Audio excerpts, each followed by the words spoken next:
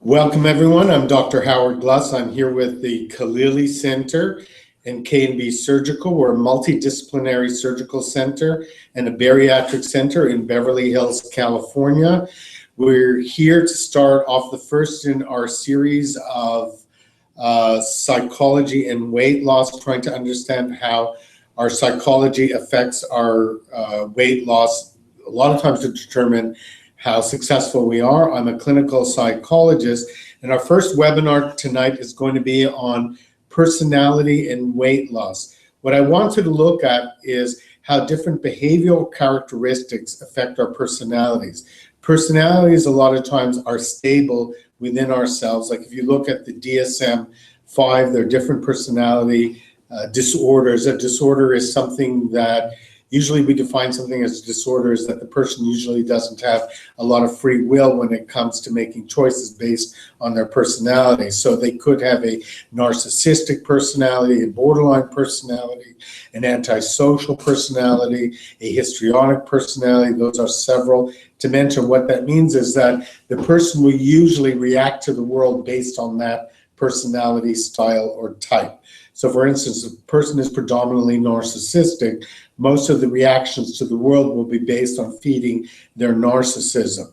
If a person is predominantly antisocial, a lot of their ways of dealing with things will have to do with feeling as though they're above the law. It's sort of a new term for even criminal-like behavior.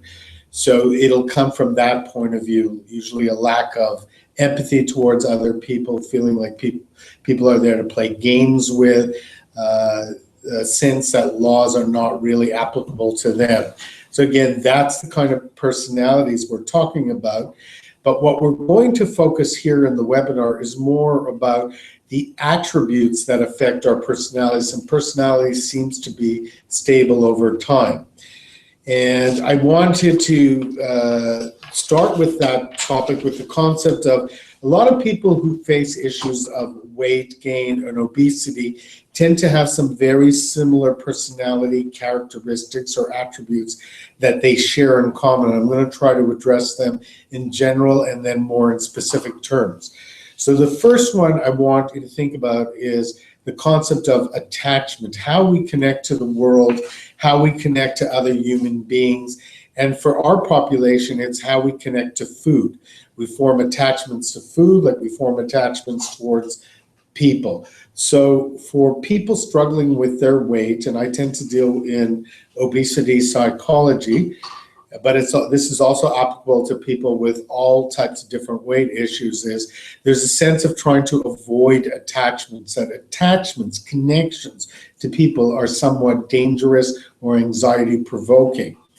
Usually in psychology, we think that these type of attachments, now of course there is a genetic component to it, which is the nature side of it. I'm going to address more the nurture side, how these characteristics are developed through learning, through different life experiences, especially life experiences that happen early on in our development, that we tend to, a lot of people in this population, a lot of people I work with, including myself, who's had a history of weight issues, is attachments feel dangerous.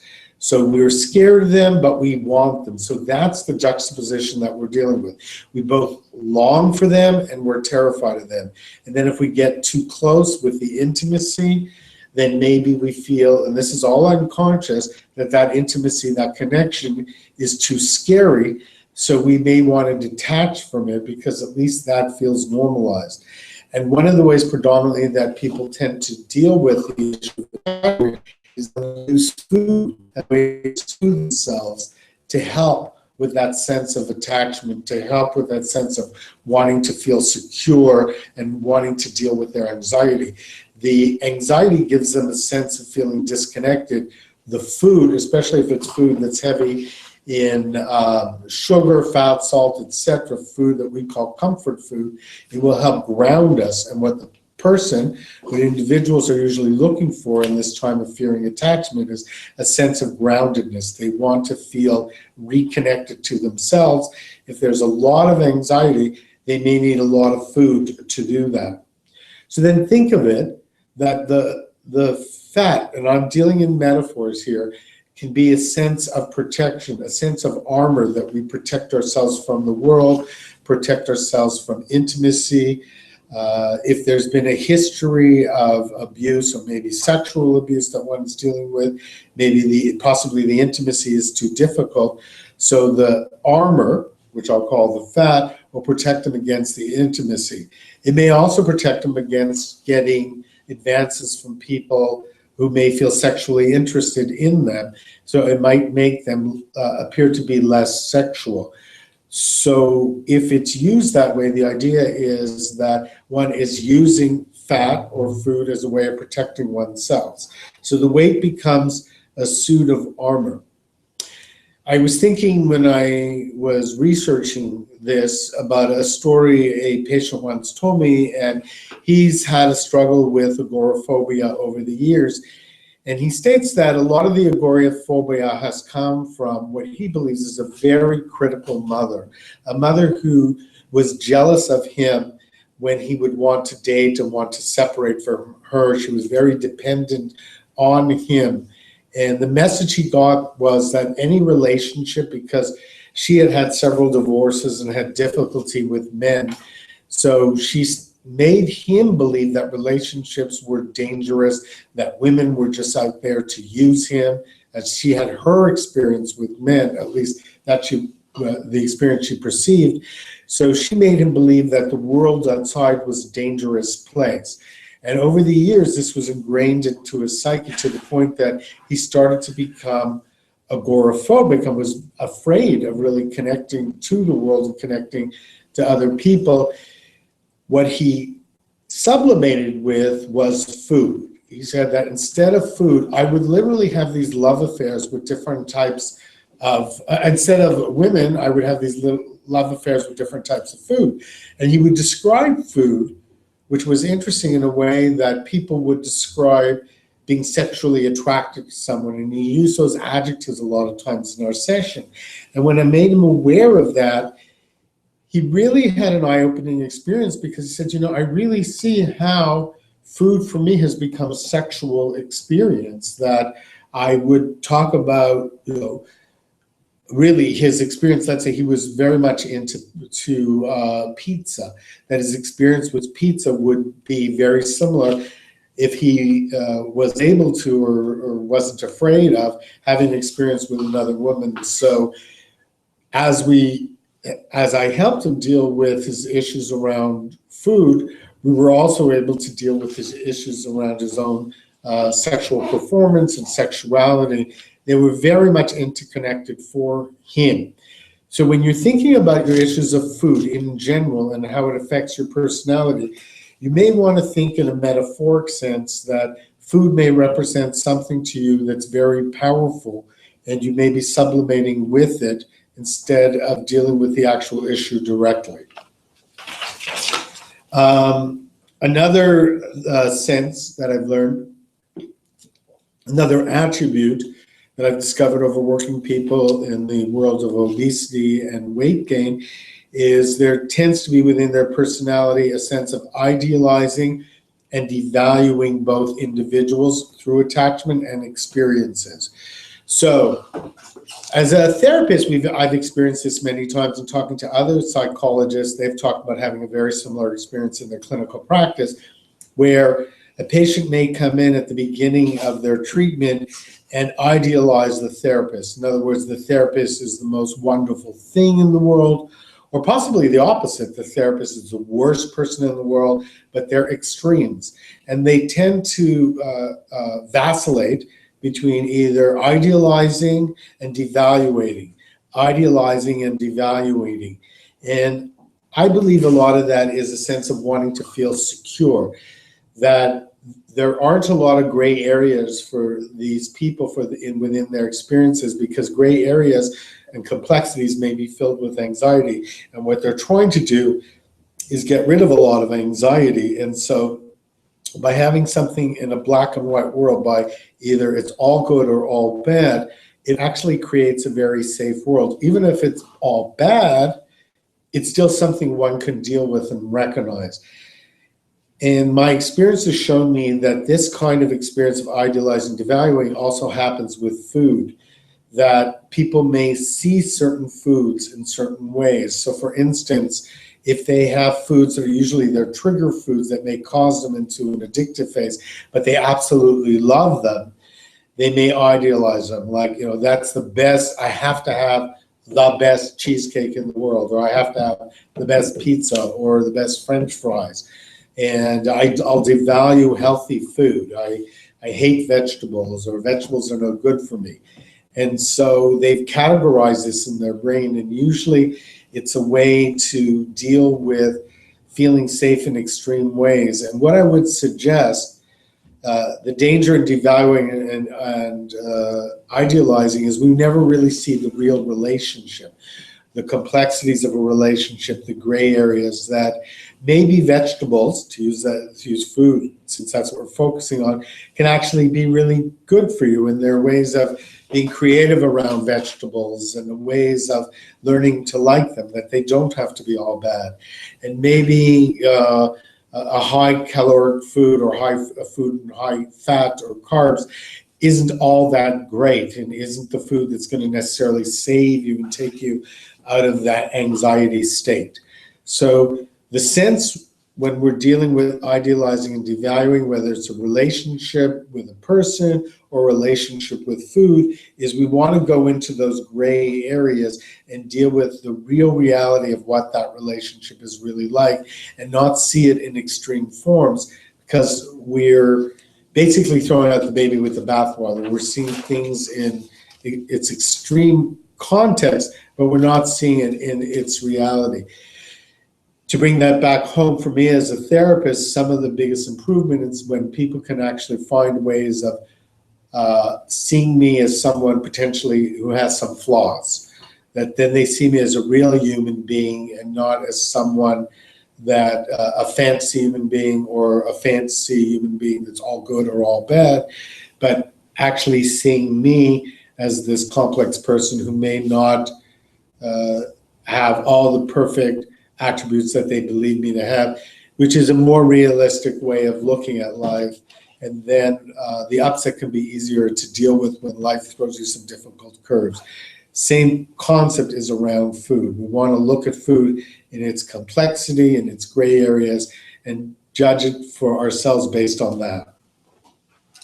Also, another attribute I found with a lot of people dealing with food issues is a sense of impulsivity and intense relationships. Research has shown that one of the main characteristics that people deal with who have food issues is the sense of being very impulsive. That when the anxiety, when the sense of wanting to act out happens, they can't think it through. They have difficulties concentrating. They go right into that action stage, and they act very impulsively. And that impulsively, that increases with time. And so there tends to be issues around binge eating and impulsive eating.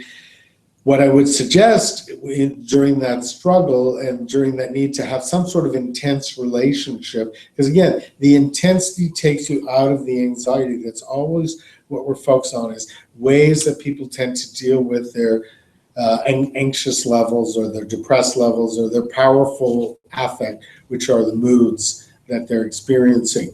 So we want to pull back on that impulsivity. One of the simple ways to do that is to just put some thought in between that action. So if you have an impulsive need to eat very quickly because you're experiencing some unconscious anxiety, to actually pull back and be mindful and start thinking it through. Is this something I really need to do? Am I acting impulsively? Do I need to stay away from the truth that I want to find some equilibrium within myself in order to be able to calm myself down so I don't always act in impulsive manners, so I don't lose thought and in some ways don't dissociate so much. And we want to try to stop that sublimation, that need for food in a certain way to soothe you, and try to find other ways to soothe you, like possibly even healthier foods, or relationships. In OA, a lot of times they talk about this concept of having a sponsor, someone you could go to with your anxiety, with your issues. You check in with them in a way that they can help you sort of talk you through that moment. If you're not part of that relationship, like for instance at the Clearly Center, we have ongoing groups that we use. We actually have a men's specialty group that deals specifically with the issues that men face a lot of times in weight loss. What we try to do there is to have people form relationships with one another and almost partner up so they can communicate with one another, both within the group and outside of the group, as a form of support. I cannot stress enough that support is an excellent way to deal with the issues one might be facing during these times, because losing weight is going to cause anxiety. As they say, it is going to bring up stuff for you, and you want to be able to deal with that stuff and be able to process through it.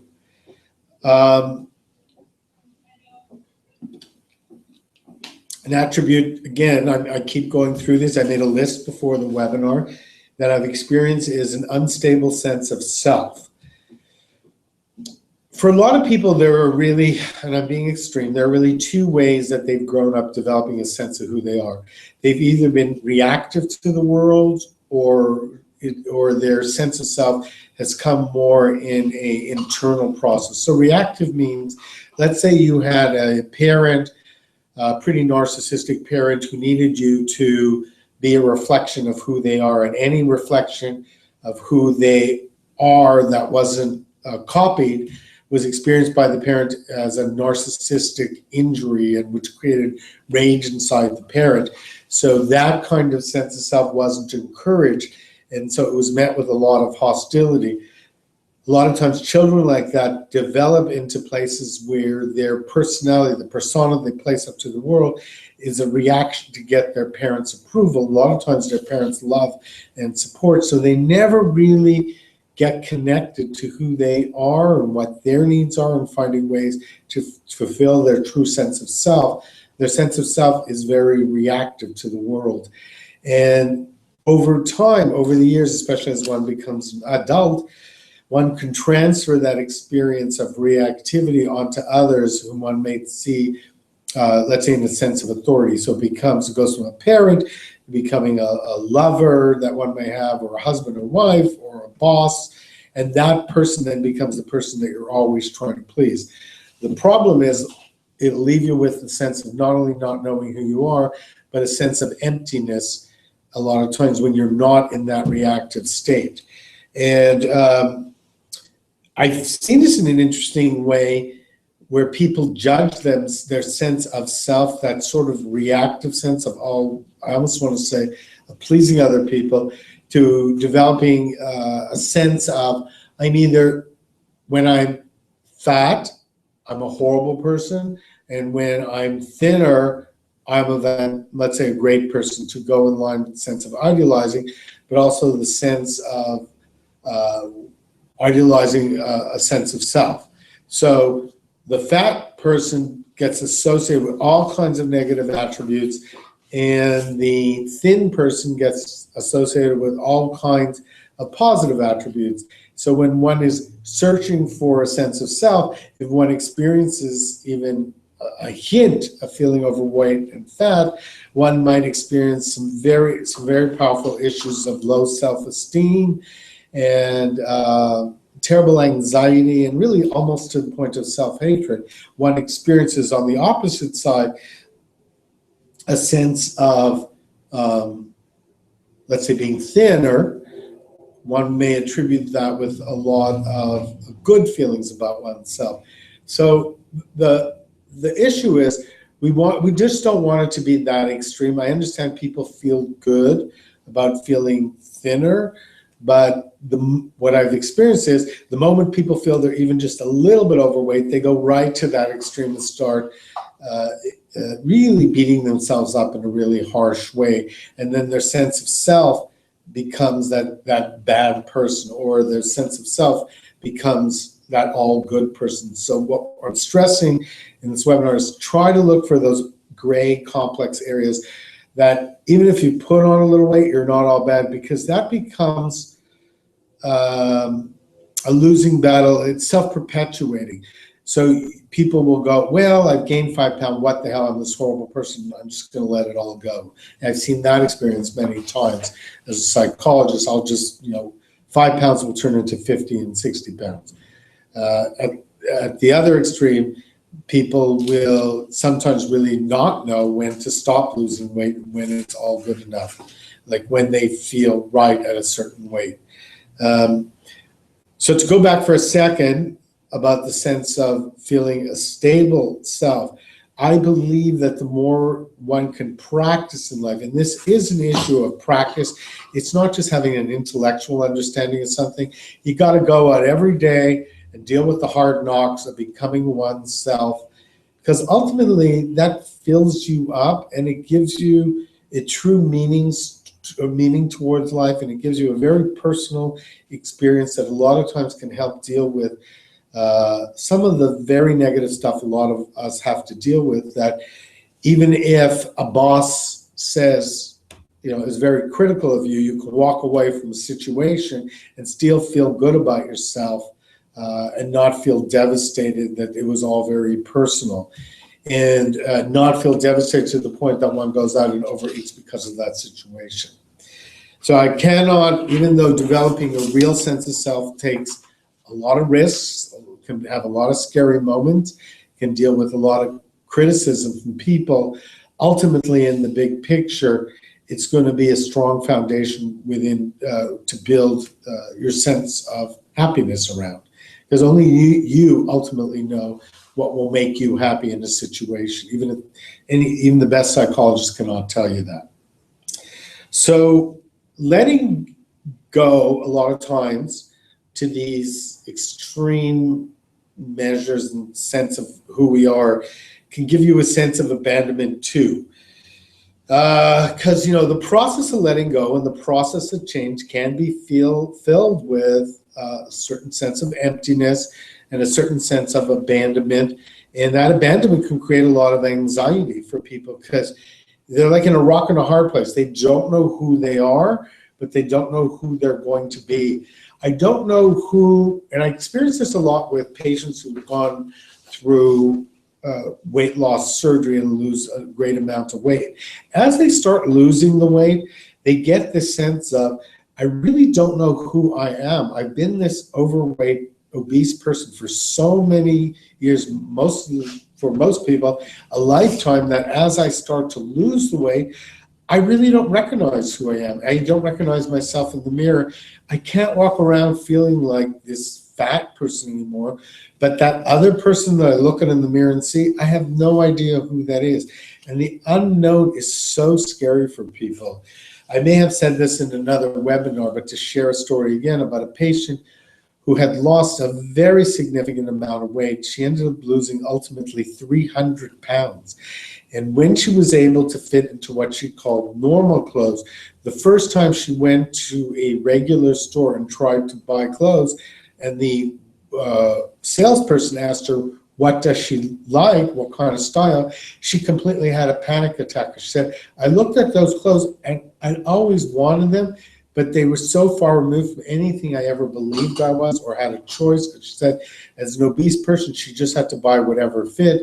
That just the choice and the sense of change created so much anxiety for her that she had to actually leave the store. And as we worked together, we took a very simple approach to taking baby steps to helping her find a solution to this problem. But she really had this sense of an abandonment of what I call a self. She didn't know who she was. She was really lost a lot of times in that experience. So think of it that it's like jumping up a ship and you can't see the shoreline yet, but you're swimming in that water and you may have a sense of panic. But if the shoreline is a new sense of self, You're just not there yet, and you're developing it, and you're testing the waters. And yes, it can be a very anxious time, and also a very dangerous time to potentially gain weight. People tend to sabotage their experience during that time. It's as though they want to jump back onto the ship when if the ship represents a fat person, and not swim to shore, because at least that's something they knew and felt comfortable with. The shoreline, something that's completely different. Don't know who that is, don't know how to react to the world, feels too scary. So those times can potentially be very dangerous times of gaining weight and very difficult on our personalities.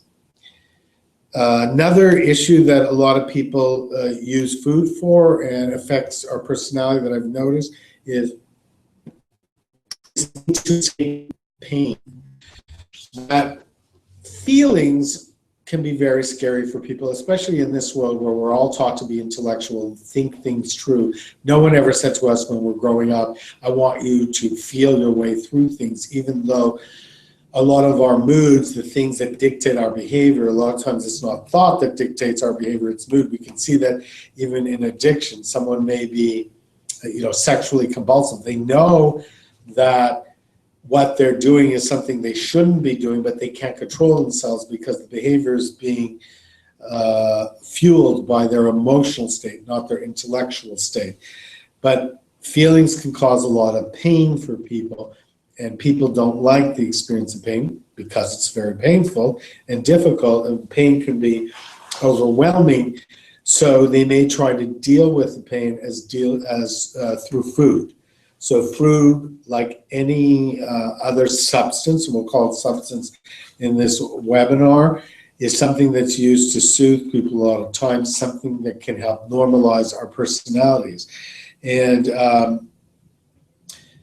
one of the ways that people, in very extreme forms of pain, sometimes the pain can be experienced as a form of numbness, and that sense of numbness and wanting to escape can then be experienced as almost suicidal type of behavior. A lot of us have woken up in our lives and feel like life is so difficult, I wish it would just be over. That is very different, and then we get on with our lives and go on. That's a very different experience than being in a majorly suicidal state where you feel so hopeless about your life because of various circumstances that you feel that the only way out is really through death. And pain, a lot of times, if it's not dealt with, can lead to that. I work with a gentleman right now who really is struggling, even though he doesn't have what we call suicidal ideation, but is struggling with some intense feelings of hopelessness. He is morbidly obese and is about 250 pounds overweight, and feels so hopeless about his situation that many times he felt like suicide is the only way out. And what we're working towards is getting to a place where he's ready, both emotionally and physically, to have some weight loss surgery. He's actually got to lose some weight in order to have the surgery. So if you're dealing with painful issues and you're dealing with them through food, I would suggest a lot of times that you try to find, obviously, other ways that are more constructive as a way of dealing with some painful issues. And if you tend to have a personality that deals with that, with food that way, in other words, you may be a binge eater, or sometimes going in the opposite direction, you may have some strong narcissistic needs to be very thin, and that may lead to issues of other food disorders like bulimia or anorexia as a way of dealing with some painful experiences. I would say, more than anything, get the help that you need, and there's so much help out there in so many different ways.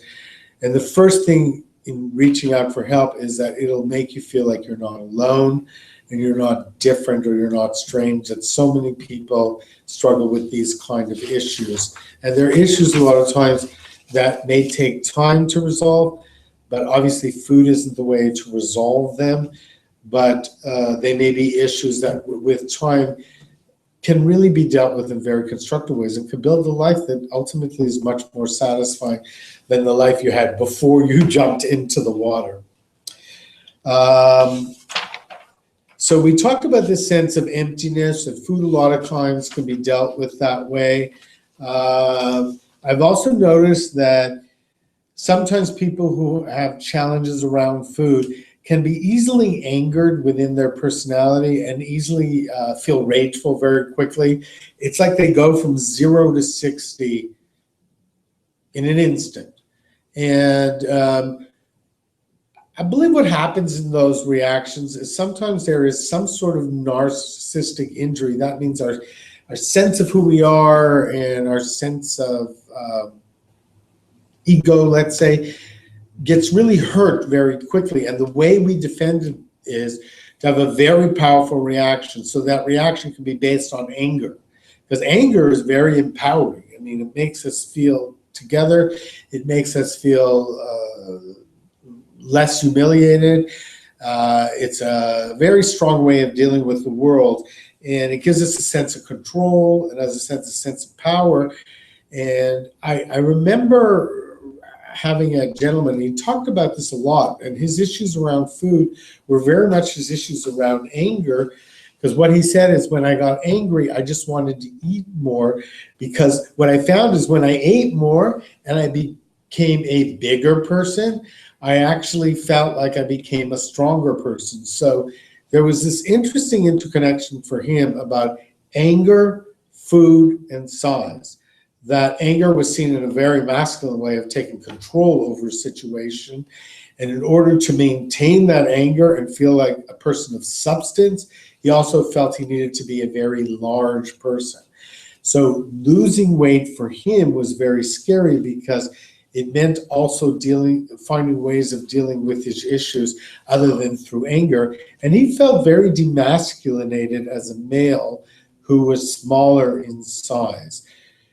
So again, this is so interesting to me in that it is so many times the issues around weight and the issues around food are very metaphorical and are connecting for ourselves, not in concrete ways around food, but in very interesting psychological constellations and interesting unconscious dynamics that are playing out.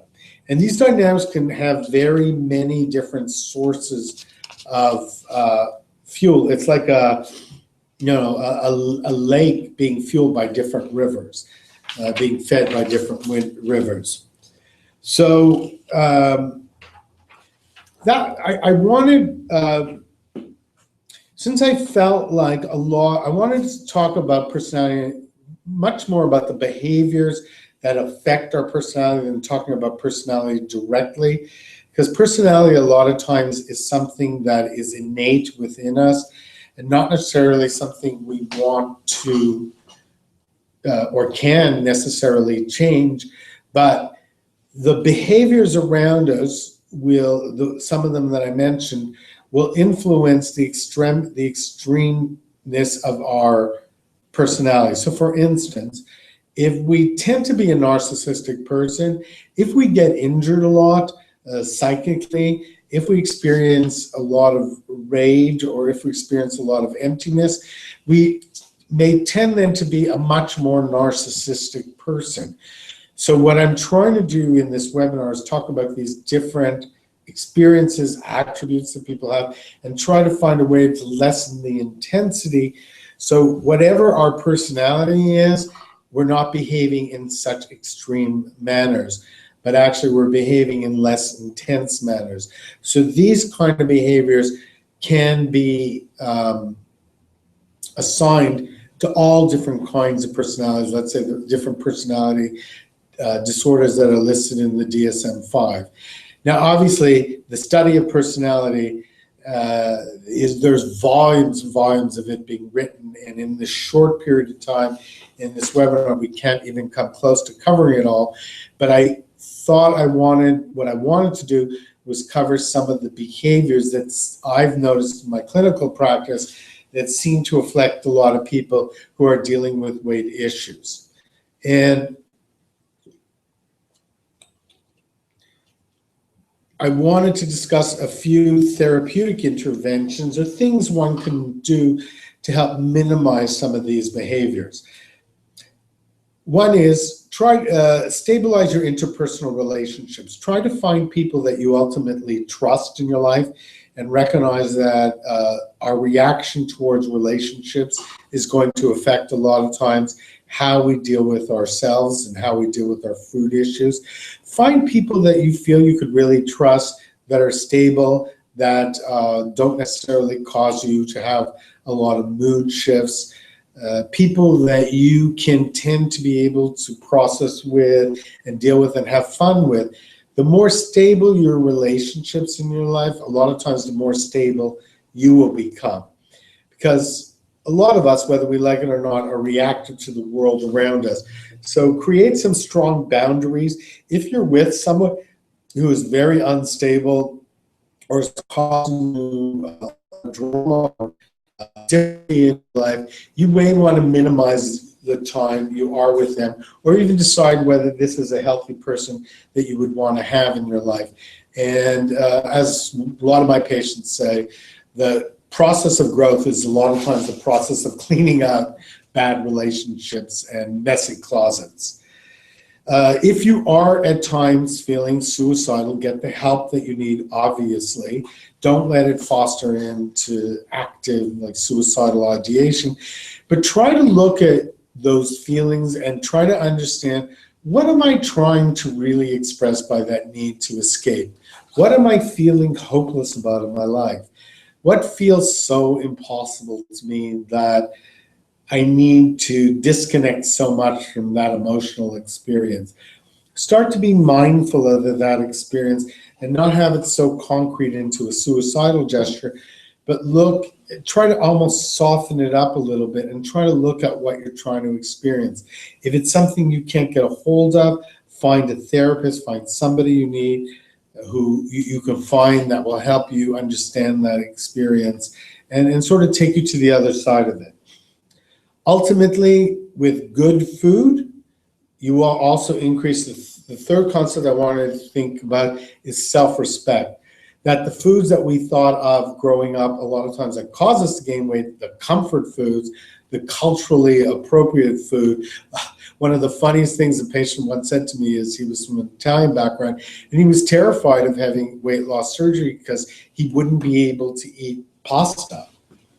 And he thought, coming from an Italian background, that his family would very much see this as a personal insult to him. And again, I think I've mentioned this in another webinar, that regardless of whether he was going to hurt his family or not, because maybe they would have had that experience and seen it as a personal affront, he had to do what was right for him and have a certain amount of self-respect.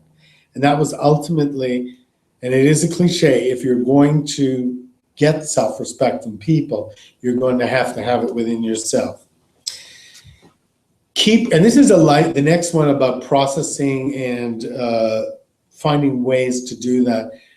I use the word process to try to find a way to be mindful of your experience and understand that it's just going to be a lifelong process. At times you want to do it, times you're going to sort of need a break from it, but you're always going to have to process through whatever you're experiencing, and try not to use acting out behaviors. Some acting out is, for our purposes, in the form of overeating.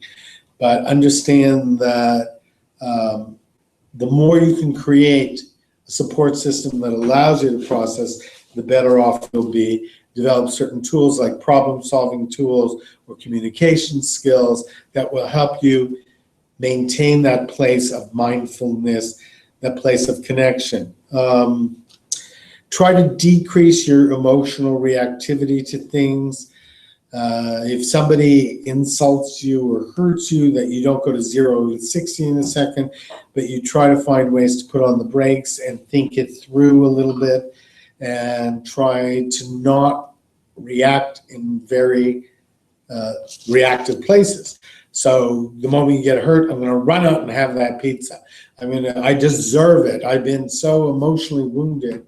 I deserve to have that extra pizza or those few extra slices.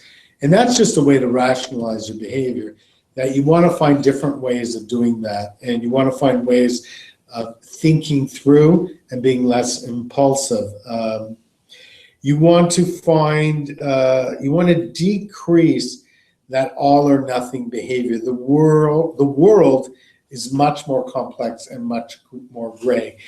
And putting something into all good or all bad, whether it's a relationship or whether your experience with food, is not going to ultimately help you or have what we call a real relationship with the world.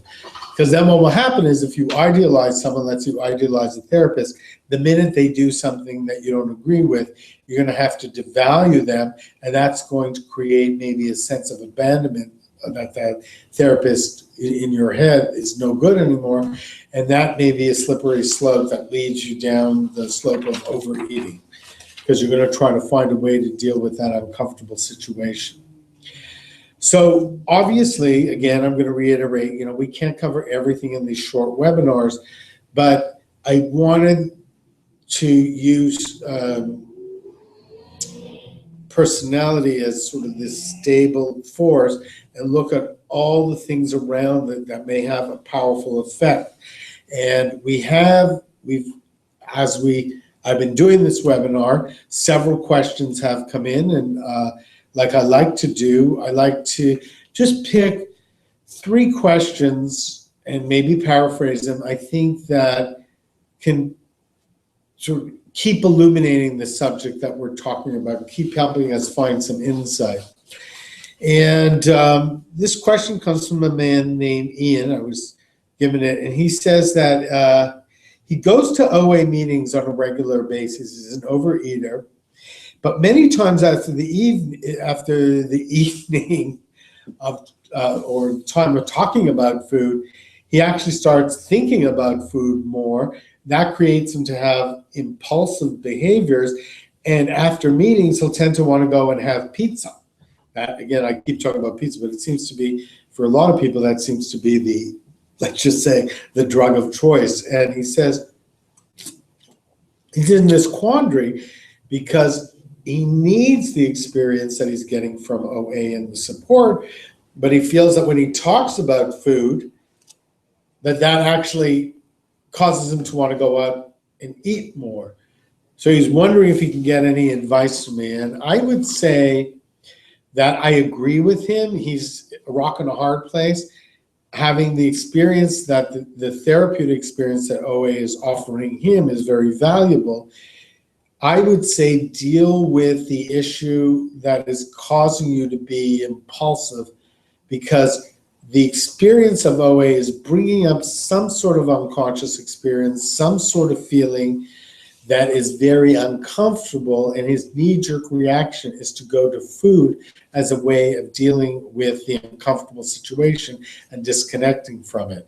So I would look at OA as a microcosm to how he deals with the world. So he's probably dealt with most of his life that way, but it's being acted out in this small place in OA. So the issue isn't really, should I go or not go? If you're getting the support you need, absolutely go. The issue is, how are you going to deal with those uncomfortable feelings? And that's what I would try to address is finding a way of dealing with that experience that makes you want to be impulsive. The next question I was given was, I thought this was a great question because I personally can identify with this. Dear Dr. Gluss, one reason I love losing weight is because all the attention and accolades that I get. People seem to pay a lot of attention to me when I lose a lot of weight. For instance, the more weight I lose, the more attention I get, and that feels really great.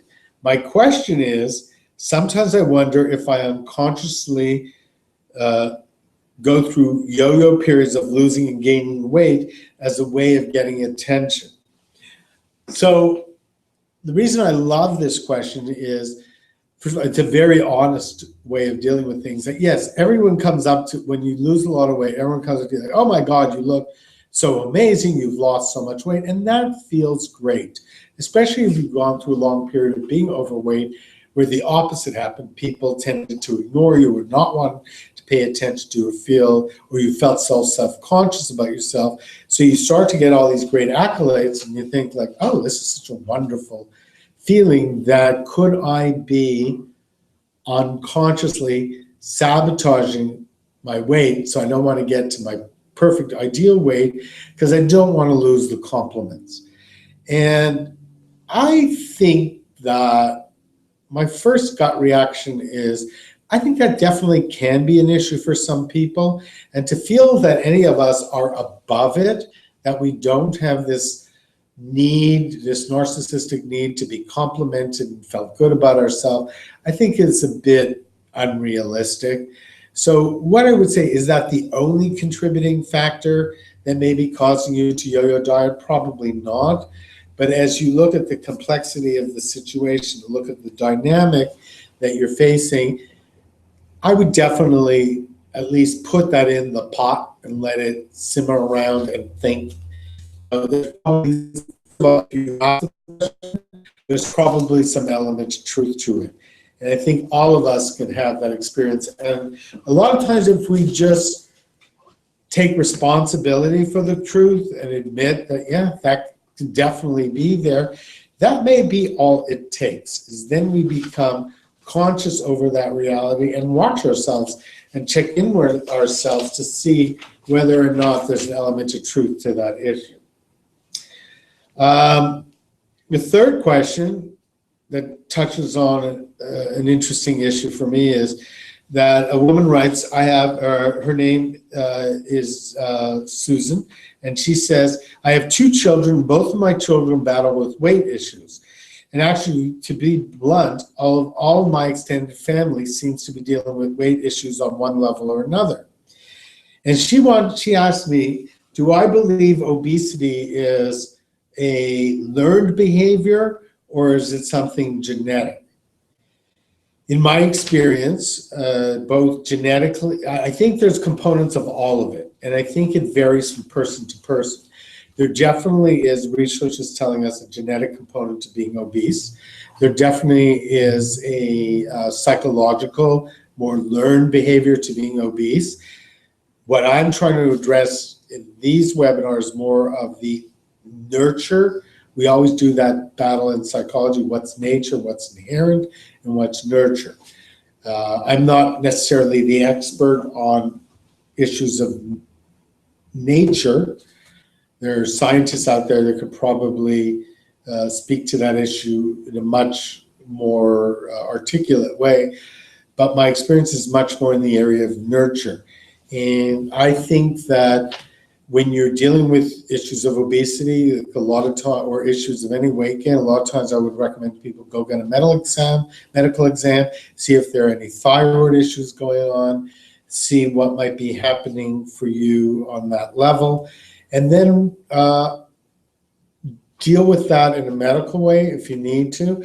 And then I am thinking of my experience with patients at the Kalili Center, since a lot of our patients do have a combination of both genetic and psychological issues they face before they have their weight loss surgery, then finding someone like myself who can actually help you work through those issues. The safest bet, and there really is no test for it, is to say it's always usually a combination of both, and deal with both of them in the best manner possible. So with this webinar, we're going to come to a conclusion in a moment. I wanted to touch on some of the behaviors that affect our personality and some of the behaviors that may cause our personalities to act in extreme forms.